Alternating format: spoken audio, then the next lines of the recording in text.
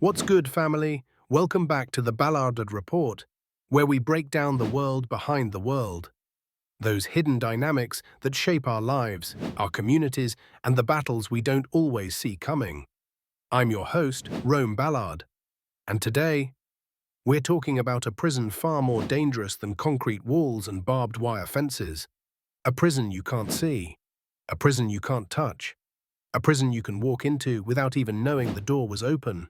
Today we're talking about the mental prison, the one built by other people's twisted realities.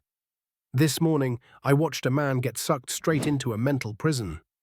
Not the kind the state runs, but the psychological kind. The kind that lives inside a person who can't deal with real life, so they create an alternate world, a place where they are always right, always the victim, always the hero, always the authority. A world where logic and reason go to die. Now, this wasn't a dramatic event. There were no flashing lights, no alarms, just an ordinary situation where somebody reacted in a way that made the rest of us stop and go, "Wait, how did we get here?" You ever seen that?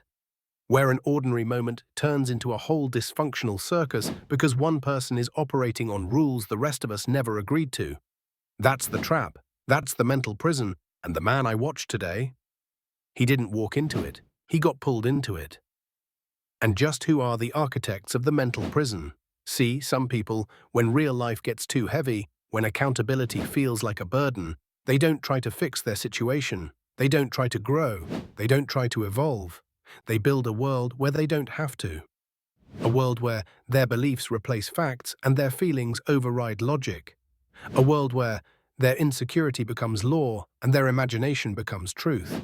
These folks live between two realms, the real world, where the rest of us operate, and their virtual world, their mental safe place, where everything bends to their comfort. And if you're not careful, if you don't keep your reasoning sharp, you'll get sucked right into that alternate reality. So how people get captured? You may ask, the crazy part is, you won't even notice at first.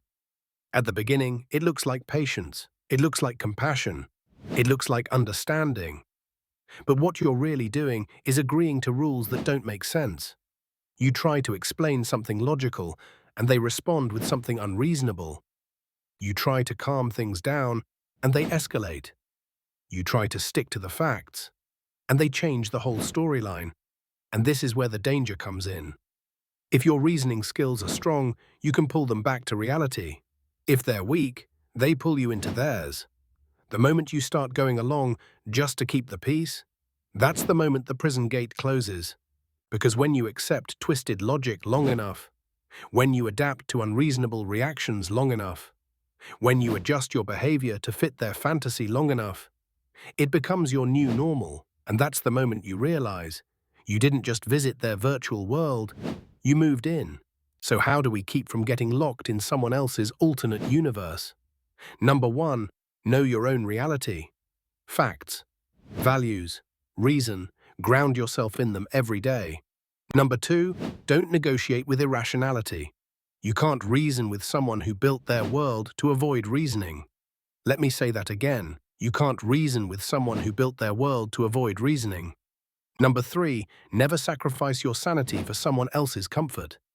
That's how generations get lost. That's how culture breaks. That's how families crumble.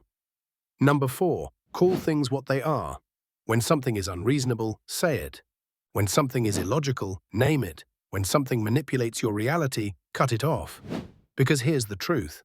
Once you get caught in someone else's mental prison, it's hell trying to climb out. In closing, listen, we live in a time when escaping reality has become a national pastime, where people rewrite truth to protect ego, where accountability feels like an attack, where fantasy is easier than growth. But your mind is the last frontier of your freedom. You must guard it. You must defend it. You must protect it from anyone who tries to drag you into their alternate world.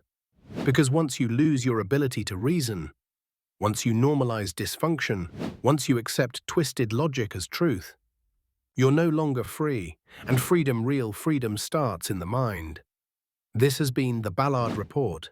Stay sharp, stay aware, and never let anyone lock you inside a mental prison they built for themselves.